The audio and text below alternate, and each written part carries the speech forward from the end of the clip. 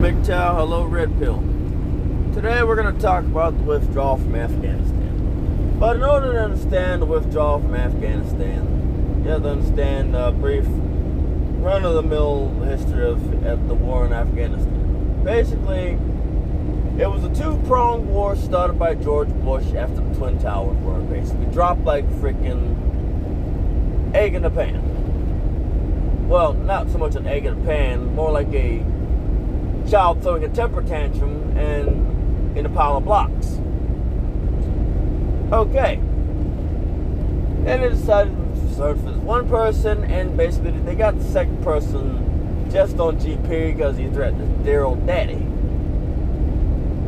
Because we have right now, we have either emotionally compromised presidents or psychologically compromised presidents. Pick your poison. We haven't had a man as president for a long time. Let's just say that.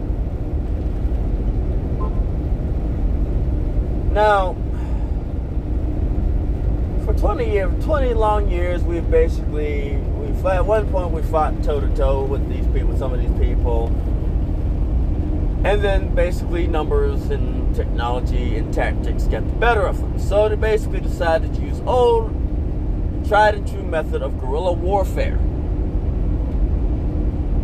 The problem is they don't have punji sticks, but what they do have is our dud rounds.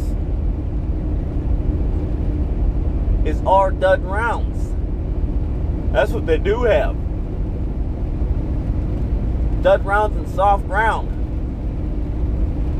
So all they gotta do is just basically take the fuse out, basically wire some BS contraption, and there you have a roadside bomb, also known as an improvised explosive device.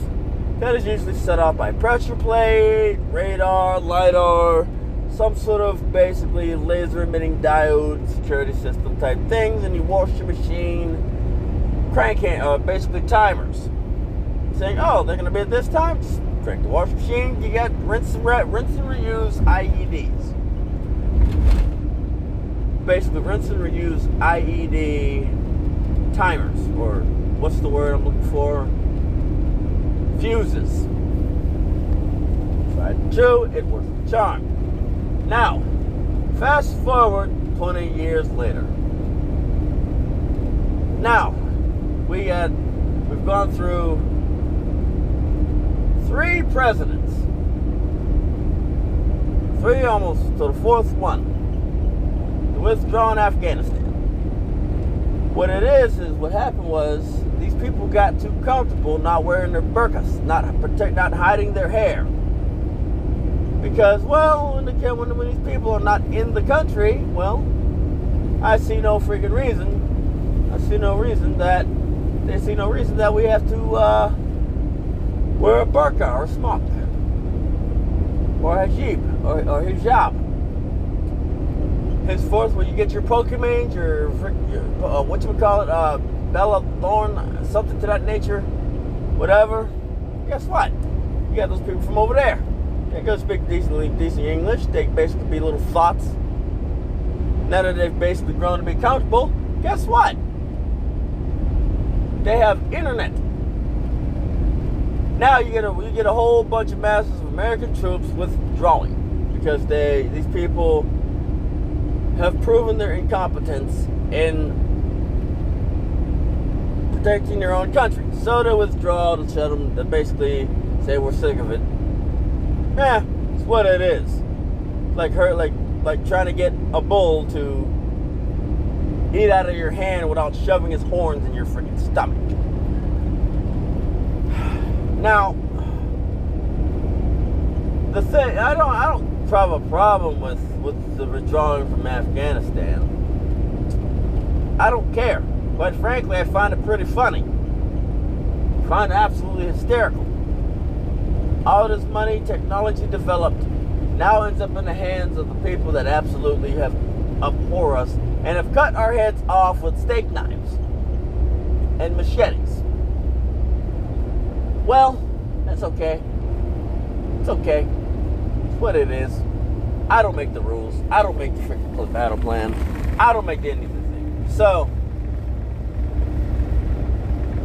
draw from Afghanistan. We have big freaking C-130s rolling down the strip with a bunch of women and children from Afghanistan. Some of them are men, women and children from Afghanistan. Here's the problem. We got enough problems with the women that we have here.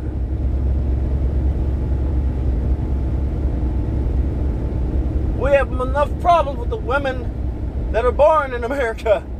We don't need to bring anybody else. These women in America are broken, are busted. Busted rusteds. Rusty busteds. Or dusty, busted, and rusty. You're not going to tell me that the vast majority of these women from Afghanistan are not going to basically adopt the same doggone principles as in America.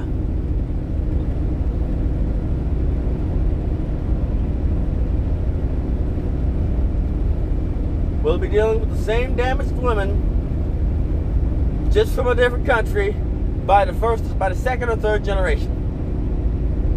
In fact, maybe by the first generation of refugee Afghanis. But it's not my problem. It's not my problem, because I hope to be long gone by the time that problem sets. I don't plan on having children. Good luck. So are we supposed to? What's the word?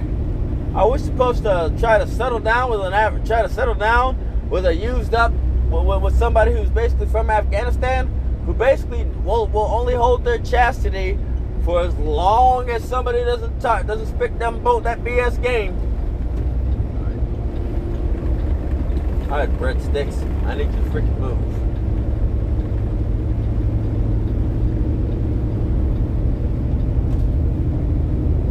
You know, they'll only keep their chastity until they meet the first American man. Hey, what do you need chastity for?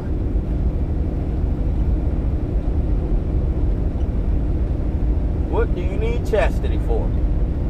Impressive. Y'all, people like to call people from MGTOW philosophy and ideology, Red Pill MGTOW philosophy, bitter. No, we're not bitter, we're just logical. We understand that no matter how many import women you bring into this country, it does not matter. You're going to face the same problems as you did before. Oh, and on top of that, I got a question for you, for a lot of you women who say that why they like black men. I have a question. Why in the world are you up here virtue signaling for people you don't even want to bang? People who literally have been put into your head to be afraid of. I mean, that makes no sense. I'm gonna need you to help me help you make that make sense to me. This is Red Pill in the Wind, signing off.